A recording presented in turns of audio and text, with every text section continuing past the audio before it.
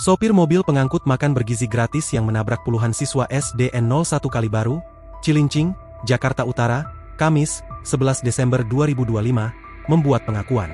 Pengakuan tersebut diurai sopir berinisial AI, 34, itu saat diinterogasi polisi. Dalam video yang viral di media sosial, AI duduk di tempat tidur sambil menundukkan kepalanya. Sesekali ia menggosok hidungnya saat diinterogasi polisi. "Emang gimana mas ceritanya? Enggak berasa nabrak?" tanya seorang petugas.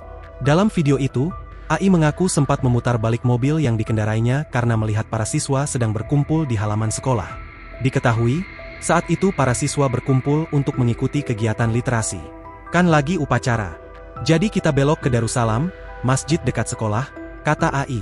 Setelah itu, ia kembali ke depan sekolah dengan maksud memarkirkan kendaraan sebelum masuk ke sekolah. AI lalu mengurai sebuah pengakuan janggal. "Nah, di situ kan saya biasanya nunggu di bawah turunan tuh. Abis itu nggak tahu kenapa mobilnya kegas dikit-dikit tuh," sambung AI. Beberapa kali AI terlihat menunduk dan posisi badannya membungkuk saat menjelaskan kejadian dari sudut pandangnya. Ia mengaku panik saat mobil maju sehingga tidak menggunakan rem tangan. Menurut AI, ia sudah berusaha menginjak rem, tetapi mobil masih tidak berhenti. "Waktu saya injak rem tidak dapat. Baru dapat pas sudah di situ di halaman sekolah," kata dia. Saat petugas menanyakan apakah pedal gas tersangkut sesuatu, AI memastikan itu tidak terjadi. Gerak tubuh AI saat diinterogasi sontak menjadi sorotan netizen. Di video yang viral, terlihat AI beberapa kali menunduk hingga menggosok-gosok hidungnya.